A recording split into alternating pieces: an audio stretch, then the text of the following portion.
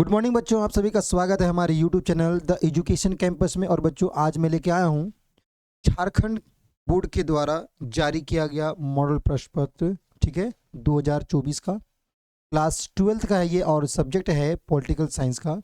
इसमें जो full marks है वो है 80 नंबर का और टाइमिंग दिया गया आपको 3 घंटे का, ठीक है ना। तो झारखंड बोर्ड के द्वारा जो मॉडल सेट जारी किया गया 2024 का, उसका जो है आज हम लोग इस वीडियो में जो क्वेश्चंस हैं उसका सॉल्यूशन देखेंगे करके।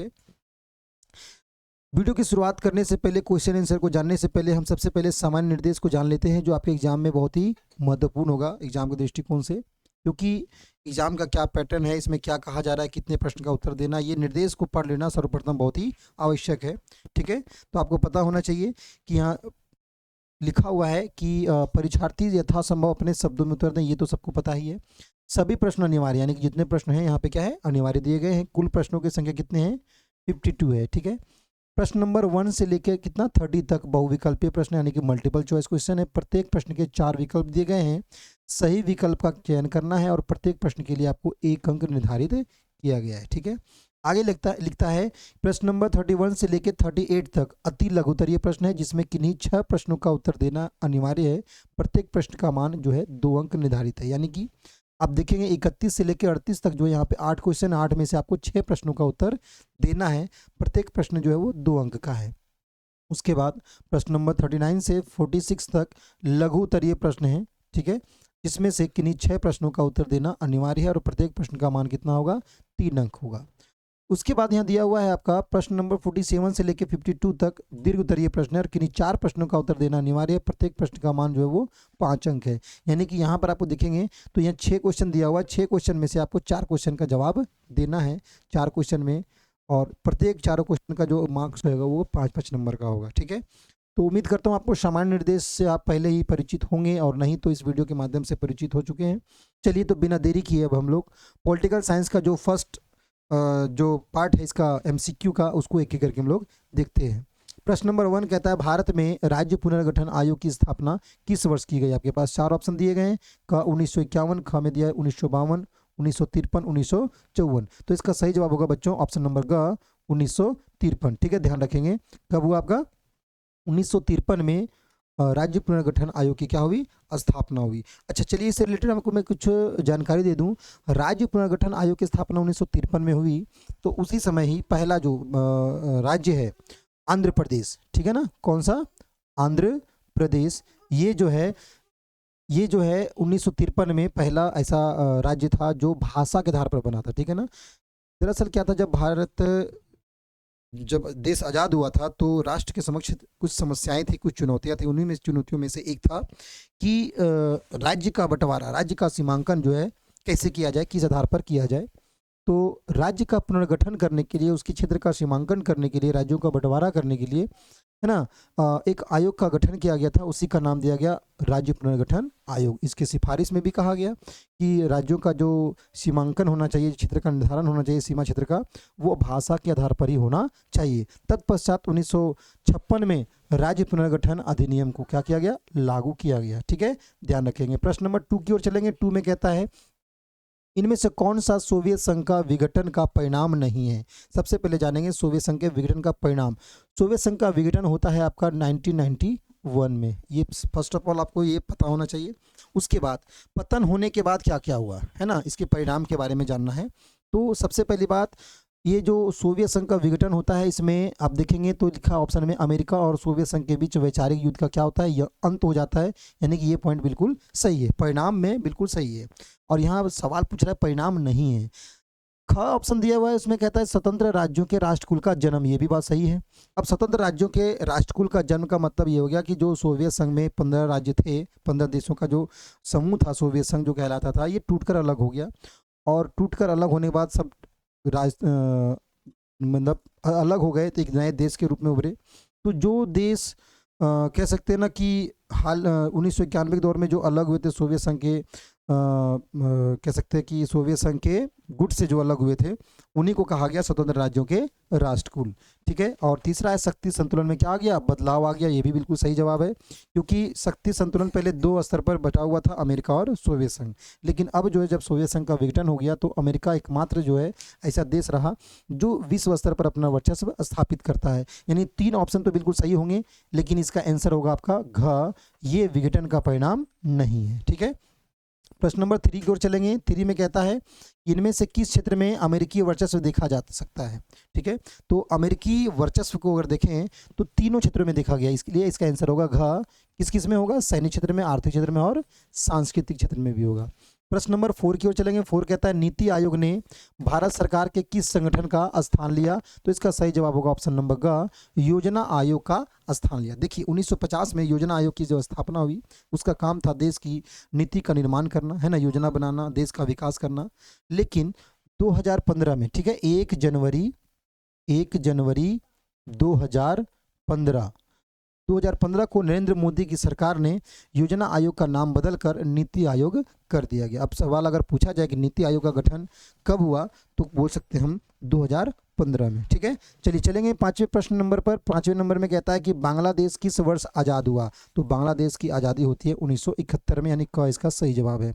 प्रश्न नंबर 6 की ओर चलेंगे। 6 कहता है बम्बई योजना का उद्देश्य क्या था, बम्बई योजना का उद्देश्य क्या था, तो इसका सही जवाब होगा बच्चों ऑप्शन नंबर ख। ख में कहता है सरकार को औद्योगिक और आर्थिक निवेश के क्षेत्र में बड़े कदम उठाने चाहिए। आपको याद होगा, अगर अब हमारा ऑफलाइन क्लास अगर आप करते हैं तो आपको पता होगा कि मैंने बताया था बम्बई प्लान लिखा था, कहीं कहीं बम्बई योजना भी लिखा था। इसका मुख्य उद्देश्य क्या था कि बम्बई के जो बड़े बड़े उद्योगपति थे वे एक जगह बैठ करके मीटिंग किए, प्लान बनाए कि सरकार को औद्योगिक क्षेत्र के विकास के लिए, है ना, उसमें निवेश के क्षेत्र में उन्हें क्या करना चाहिए, कदम उठाना चाहिए। तो इसी उद्देश्य से बॉम्बे प्लान जो है, बम्बई योजना को, या बम्बई प्लान कह लो या बॉम्बे योजना कह लो, इसी उद्देश्य को लेकर के जो है सो इसका प्लान को बनाया गया था। तो इसका सही जवाब हो गया ऑप्शन नंबर ख। प्रश्न नंबर 7 की ओर चलेंगे। 7 में कहता है प्रथम पंचवर्षीय योजना का उद्देश्य क्या था, तो सही जवाब होगा कृषि पर जोर देना। प्रश्न नंबर 8 पे चलेंगे। 8 में कहता है फरक्का समझौता किन दो देशों के बीच हस्ताक्षरित हुआ था, यानी किन दो देशों के बीच हुआ था ये समझौता, तो इसका सही जवाब होगा ऑप्शन नंबर ग। ठीक है, भारत और बांग्लादेश के बीच में हुआ था। प्रश्न नंबर 9 पे चलेंगे। 9 कहता है ऊर्जा संरक्षण विधेयक किस वर्ष पारित किया गया था, 2000 में, 2001 में, 2002 में या 2003 में, तो इसका बच्चों सही जवाब होगा ऑप्शन नंबर ख, 2001 में। ठीक है ना, ध्यान रखेंगे 2001 में। चलिए प्रश्न नंबर 10 की ओर चलेंगे। 10 में कहता है क्या कि सीमांत गांधी के नाम से किसे जाना जाता है। ठीक है, सीमांत गांधी के नाम से किसे जाना जाता है, तो इसका सही जवाब होगा ऑप्शन नंबर ख, खान अब्दुल गफ्फार खान को। ठीक है, सीमांत गांधी के नाम से जाना जाता है। प्रश्न नंबर 11 की ओर चलेंगे। 11 कहता है किन देशों ने अटलांटिक चार्टर पर हस्ताक्षर किए। ठीक है ना, क्या दिया हुआ यहाँ पर, किन देशों ने अटलांटिक चार्टर पर हस्ताक्षर किए हैं, तो ऑप्शन में दिया हुआ है आपका यहाँ पे 4 ऑप्शन है, इनमें से इसका सही जवाब जो होगा वो होगा आपका ऑप्शन नंबर ग। ठीक है, ऑप्शन नंबर ग, अमेरिका और ब्रिटेन के बीच में जो है सो अटलांटिक चार्टर पर हस्ताक्षर हुआ है।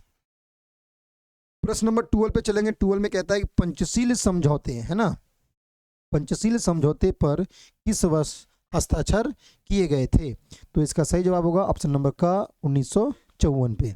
चलिए प्रश्न नंबर 13 में लिखा हुआ है कि वैश्वीकरण के संदर्भ में प्रवाह शब्द का क्या अर्थ है, तो चलिए प्रवाह शब्द का यानी कि वैश्वीकरण में क्या होता है कि विश्व में, है ना, वस्तुओं का एक देश से दूसरे देश में क्या होना, प्रवाह होना होता है।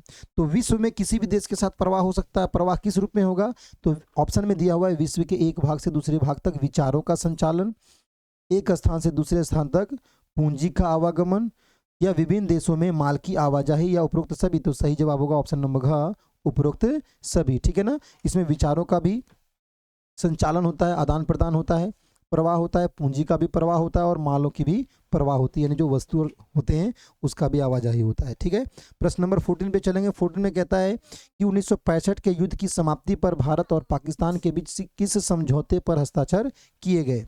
ठीक है, तो 1965 के बाद जो समझौता होता है 1966 में, वो समझौता होता है ताशकंद समझौता, इसलिए ऑप्शन नंबर ख इसका सही जवाब होगा।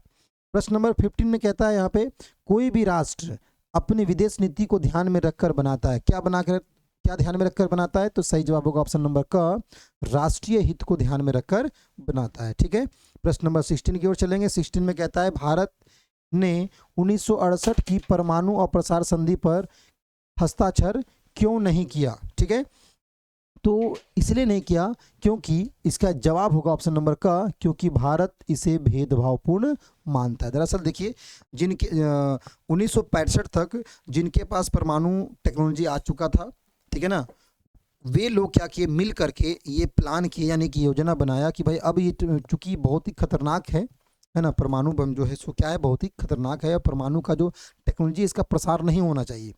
तो इन पांचों लोगों ने मिल करके क्या किया, एक प्लान किया कि भाई सभी देश पूरे विश्व के लोग बैठे, सभी देश के लोग, और एक संधि करे कि भाई परमाणु जो अप्रसार है इसका प्रसार नहीं होना चाहिए, यानी अप्रसार हो, इसके लिए संधि किया जाए। तो इस संधि को लेकर भारत ने पहली बात तो साइन नहीं किया, तो भारत ने साइन नहीं किया, तो पाकिस्तान ने भी नहीं किया, इजराइल ने भी नहीं किया। भाई दूसरे देश का तो पता नहीं कि भारत ने साइन क्यों नहीं किया। इसका सबसे बड़ा कारण यह बताया गया कि भारत इस संधि को भेदभावपूर्ण मानता है। भारत का मानना है कि अगर कुछ देश परमाणु तकनीक से परिपूर्ण हैं तो हम क्यों नहीं हो सकते, हमें रोका क्यों जा रहा है, ठीक है ना। तो इसी उद्देश्य से 1968 में परमाणु अप्रसार संधि पर भारत ने हस्ताक्षर नहीं किया। तो इसका सही जवाब क्या हो गया, ऑप्शन नंबर का। चलिए प्रश्न नंबर 17 की ओर चलेंगे। 17 में कहता है इनमें से किस देश ने खुले द्वार की नीति अपनाई? इसका सही जवाब होगा ऑप्शन नंबर का, चीन ने खुले द्वार की नीति अपनाई। प्रश्न नंबर 18 की ओर चलेंगे। 18 कहता है राष्ट्रीय आपातकाल किस वर्ष घोषित किया गया था? तो इसका सही जवाब होगा 1975 में। ठीक है, अब 1975 में किसने लागू किया था? तो इंदिरा गांधी ने किया था। प्रश्न नंबर 19 की ओर चलेंगे। 19 में कहता है भारत सरकार द्वारा राजा महाराजाओं को दिए जाने वाला जो विशेषाधिकार है उसको कहा जाता है, क्या कहा जाता है? प्रीवी पर्स कहा जाता है। क्या कहा जाता है इसको? प्रीवी पर्स कहा जाता है। प्रीवी पर्स के तहत क्या है कि जब भारत को एकता के सूत्र में बांधना था तो सभी देशी रियासतों को भारतीय संघ में मिलाने के लिए, ठीक है ना, सरदार वल्लभ भाई पटेल के द्वारा जो है सो राजा महाराजाओं को यह बात मतलब संधि हुआ इन दोनों के बीच में कि आप अपनी रियासत को भारतीय संघ में मिलाएंगे और बदले में क्योंकि आपका जो शान शौकत में कमी नहीं होगी इसलिए सरकार आपको अपने कोष से क्या करेंगे, राशि दिया जाएगा ताकि आप राजा महाराजाओं जैसी जिंदगी को जी सकेंगे। ठीक है, तो ये जो विशेष अधिकारों को दिया गया था उसे कहा जाता है क्या? प्रीवी पर्स। लेकिन इस प्रीवी पर्स को, इस विशेष अधिकार को समाप्त कर देती है कौन? इंदिरा गांधी कर देती है। ठीक है, ध्यान रखेंगे। प्रश्न नंबर 20 की ओर चलेंगे। 20 कहता है 1962 में किस देश ने क्यूबा में परमाणु मिसाइलें तैनात की थी? तो सही जवाब होगा ऑप्शन नंबर ख, सोवियत संघ ने। ठीक है, 1962 में सोवियत संघ ने, जो अमेरिका से सटा हुआ एक देश है क्यूबा, उसने क्या किया था? वहां पर परमाणु मिसाइलें तैनात की थी। प्रश्न नंबर 21 कहता है शिमला समझौता पर हस्ताक्षर कब किए गए थे? शिमला समझौते पर हस्ताक्षर कब किए गए थे? तो इसका सही जवाब होगा ऑप्शन नंबर ख, 3 जुलाई 1972 को। प्रश्न नंबर 22 पे चलेंगे। 22 में कहता है प्रथम गुटनिरपेक्ष सम्मेलन कहाँ आयोजित किया गया था? तो प्रथम गुटनिरपेक्ष सम्मेलन जो है सो बेलग्रेड में आयोजित किया गया था। प्रश्न नंबर 23 पर चलेंगे। 23 में कहता है बामसेफ का मतलब है? तो बामसेफ का मतलब है पिछड़ा और अल्पसंख्यक समुदाय कर्मचारी महासंघ, यानी कि इसका आंसर होगा ऑप्शन नंबर का। ठीक है, प्रश्न नंबर 24 की ओर चलेंगे। 24 में कहता है वैश्वीकरण से राज्य की क्षमता होती है क्या? वैश्वीकरण से राज्य की क्षमता बढ़ती है, वृद्धि होती है, कमी होती है, बहुत अधिक वृद्धि होती है, या कोई भी परिवर्तन नहीं होता है? तो इसका सही जवाब होगा बच्चों ऑप्शन नंबर बी, यानी ख दिया है यहाँ पे, ठीक है ना, कमी। वैश्वीकरण से राज्य की क्षमता में क्या आती है? कमी होती है, क्योंकि वैश्वीकरण की नीति से क्या होता है ना कि विश्व के जो सस्ते कीमत वाले जो वस्तुएं होती है वो हमारे राज्यों तक पहुंच जाती है, जिससे राज्य की क्षमता में क्या होता है? कमी आता है, वो एक्सपोर्ट नहीं कर पाएंगे ज़्यादा, है ना, उसका उद्योग चल पाता है। ठीक है, प्रश्न नंबर 25 की ओर चलेंगे। 25 में कहता है मणिपुर के उस राजा का नाम बताइए जिसने भारत सरकार के साथ भारतीय संघ में विलय के दस्तावेज पर हस्ताक्षर किए थे? तो इसका सही जवाब होगा ऑप्शन नंबर ख, महाराजा बोधचंद्र सिंह। ठीक है, प्रश्न नंबर 26 की ओर चलेंगे। 26 क्या कहता है पृथ्वी के वायुमंडल में मौजूद कौन सी गैस लगातार कम हो रही है? ठीक है ना, तो इसका सही जवाब होगा ऑप्शन नंबर ख, ओजोन। ठीक है। प्रश्न नंबर 27 की ओर चलेंगे। 27 में कहता है ग्लोबल वार्मिंग के लिए कौन सी गैस जिम्मेदार है? तो इसका सही जवाब होगा इनमें से सभी, ठीक है। कार्बन डाइऑक्साइड भी, मीथेन भी और क्लोरोफ्लोरोकार्बन भी, ठीक है। चलिए प्रश्न नंबर 28 की ओर चलेंगे। 28 कहता है कि कांग्रेस का नागपुर अधिवेशन किस वर्ष आयोजित किया गया था? तो इसका सही जवाब होगा बच्चों ऑप्शन नंबर का 1920 में आयोजित किया गया था। प्रश्न नंबर 29 कहता है कि पहला अंतर्राष्ट्रीय पृथ्वी शिखर सम्मेलन को कब आयोजित किया गया था? आपके ऑप्शन दिए गए हैं 1992, 1991, 1990 और 1993। तो इसका सही जवाब होगा बच्चों ऑप्शन नंबर का 1992 में, ठीक है। चलिए प्रश्न नंबर 30 की ओर चलेंगे। 30 में कहता है लीग ऑफ नेशन का उत्तराधिकारी कौन सा संगठन था? देखिए लीग ऑफ नेशन की स्थापना जो होता है वो प्रथम विश्व युद्ध जो 1914 से लेकर 1918 तक चला था, इसके पश्चात जो बनाया गया था। इस संगठन का मेन उद्देश्य था कि विश्व स्तर पर जो है सो वैश्विक सुरक्षा और शांति व्यवस्था को बनाए रखना। लेकिन इस संगठन जो है, यह जो संगठन अंतर्राष्ट्रीय संगठन था जिसका नाम था लीग ऑफ नेशन, यह असफल हो गया और द्वितीय विश्व युद्ध की क्या हो गई, शुरुआत हो गई 1939 से लेकर के 45 तक, ठीक है। तो अब चूंकि वो संगठन असफल हो गया, इसलिए उसकी जगह पर द्वितीय विश्व युद्ध के बाद उसी उद्देश्य को लेकर के एक नया संगठन बना था, उसका नाम रखा गया था यूएनओ यानी कि संयुक्त राष्ट्र संघ, ठीक है। तो यहाँ पर एमसीक्यू क्वेश्चन आपका जो है 30 वो कंप्लीट हो चुका है, ठीक है ना। उम्मीद करता हूँ आपको अच्छे से समझ में आ गया हो, एक एक करके आंसर आपको मिल गया। अब चलते हैं हम लोग अगले पड़ाव पर, जो आपका है very short answer type question यानी अति लघु उत्तरीय प्रश्न। देखिए इसमें बड़ा इजी है, सिंपल सा, आपको एक सेंटेंस, 2 सेंटेंस या 3 सेंटेंस में क्या करना है, आपको चैप्टर क्वेश्चन को कंप्लीट कर देना है। सवाल पूछा गया शीत युद्ध से आप क्या समझते हैं, ठीक है ना। तो लिख सकते हैं कि द्वितीय विश्व युद्ध के पश्चात अमेरिका और सोवियत संघ दो महाशक्ति के रूप में उभरे। इन दोनों के बीच में आपसी प्रतिद्वंदिता, संघर्ष और तनाव की स्थिति बनी रही। इसी तनावपूर्ण स्थिति को ही हम शीत युद्ध के नाम से जानते हैं, ठीक है। अगला सवाल है भारत के प्रथम मुख्य चुनाव आयुक्त कौन थे? तो लिखेंगे आप सुकुमार सेन, है ना। तो सिंपल ये नहीं लिखेंगे, पूरे सेंटेंस में लिखना है। भारत के प्रथम मुख्य चुनाव आयुक्त सुकुमार सेन थे। आपको 2 नंबर यहाँ पे भी मिल जाएगा, ये 2 नंबर तो आपको मिल ही गया। अगला कहता है यूएनओ की सुरक्षा परिषद में कितने स्थायी और कितने गैर अस्थायी सदस्य होते हैं? तो लिखेंगे यूएनओ की सुरक्षा परिषद में 5 अस्थायी सदस्य और 10 जो है गैर अस्थायी सदस्य होते हैं, ठीक है।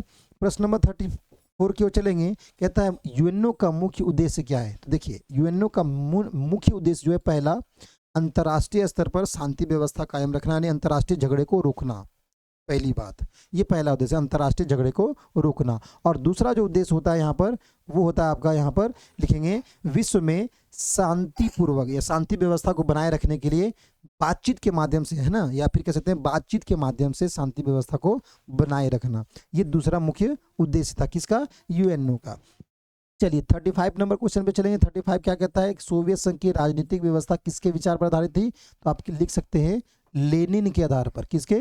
लेनिन के आधार पर आधारित थी, ठीक है। अच्छा, लेनिन के विचार पर आधारित थी।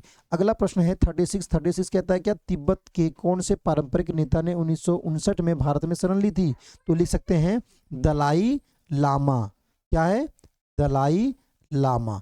तो इसका सही जवाब हो गया ऑप्शन नंबर 36 का क्या हो गया? ऑप्शन तो दिया हुआ नहीं, इसमें आपको सेंटेंस में लिखना है कि तिब्बत के, है ना, दलाई लामा, ठीक है ना, या फिर तिब्बत के नेता, जो या फिर ऐसे लिख सकते हैं सेंटेंस में कि 1959 में, ठीक है, भारत में शरण लेने वाले तिब्बत के नेता कौन थे? तो तिब्बत के नेता दलाई लामा थे। इस तरह से आप लिख सकते हैं। फिर आगे दिया हुआ आसियान में कितने सदस्य हैं? तो लिखें आसियान में कुल 10 सदस्य हैं। कितने हैं? 10 सदस्य हैं, ठीक है, ये याद रखिएगा। 38वां प्रश्न कहता है कांग्रेस पार्टी के संदर्भ में सिंडिकेट शब्द से आप क्या समझते हैं? तो लिखेंगे कांग्रेस पार्टी के संदर्भ में सिंडिकेट शब्द से हमारा अभिप्राय है कांग्रेस पार्टी के अंदर, या फिर सिंपल से लिख देंगे कांग्रेस पार्टी के अंदर वरिष्ठ और प्रभावशाली नेताओं के समूह को सिंडिकेट कहा जाता है, जो कांग्रेस पार्टी के कार्य प्रणाली और कार्यक्रम की जो रूपरेखा तैयार करते हैं, उन्हीं प्रभावशाली नेताओं के समूह को सिंडिकेट कहा जाता है, ठीक है। चलिए, उम्मीद करता हूँ आप यहाँ पे, तो मैंने तो 8 का 8 क्वेश्चन का आंसर दे दिया आपको। आप इनमें से केवल जो आपको इजी लगे वो 4 क्वेश्चन, मतलब 6 क्वेश्चन आपको क्या करना है? आंसर देना है।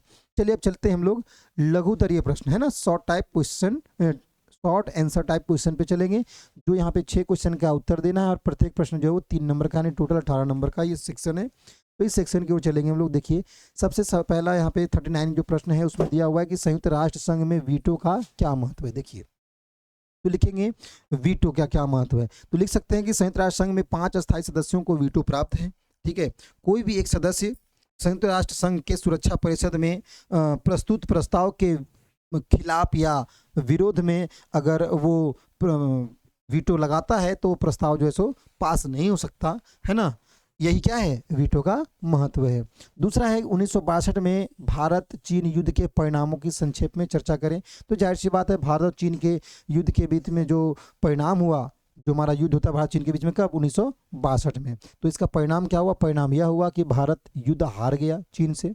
दूसरा परिणाम क्या हुआ, दूसरा परिणाम यह हुआ कि चीन ने भारत के लद्दाख और अरुणाचल प्रदेश के बहुत बड़े हिस्से पर क्या किया, कब्जा कर लिया। तीसरा परिणाम क्या हुआ कि भारत जो है चीन ने विश्वासघात किया और उस पर अब किसी बातों पर भरोसा नहीं करने लगा। चौथा आप लिख सकते हैं इसमें कि भारत जो है वो अपने सैन्य ताकत को बढ़ाना शुरू कर दिया। ये सभी चीज़ क्या हुआ, है ना, भारत चीन के युद्ध के परिणाम के रूप में हमको देखने को मिला। मंडल आयोग, अगला प्रश्न क्या है 41 में, मंडल आयोग पर एक संक्षिप्त टिप्पणी लिखें। देखिए मंडल आयोग जो है ना, पिछड़े वर्ग का उत्थान करने के लिए एक आयोग का गठन किया गया था। चूंकि इसके अध्यक्ष एक मंडल, पूरा नाम नहीं पता, मंडल थे कोई, इसलिए उसका नाम रखा गया मंडल आयोग। इसका मूल उद्देश्य था, है ना, कि ये भारत के उन लोगों का पता लगाएं जो जिनका विकास नहीं हो सका है, ठीक है ना, उसको इस ओबीसी में यानी कि कह सकते हैं हम लोग अत्यंत पिछड़ा वर्ग के कैटेगरी में लाना इसका मूल उद्देश्य था। तो आप अपने नोट्स को देखेंगे आपको मिल जाएगा इसका आंसर आसानी से। प्रश्न नंबर 42 कहता है कि राज्यों के भाषाई पुनर्गठन के से क्या लाभ हुए। ठीक है, तो राज्यों के भाषाई पुनर्गठन से पहला लाभ यह हुआ कि इसमें एकता बनी रही। ठीक है, इसमें अलगाववाद की कोई आवाज़ें नहीं उठी, क्योंकि भाषाई स्तर पर, चूंकि भाषा से एक दूसरे से क्या होते हैं ना, कनेक्ट होते हैं, एक दूसरे से कनेक्ट होने का अच्छा मौका मिलता है। तो जब सभी भाषा के लोग एक साथ रहते हैं तो उसमें अपनी एक यूनिटी बनी होती है, दूसरे लोगों से मतलब नहीं होता है। तो ये जो है ना लाभ होता है देश में, ठीक है ना।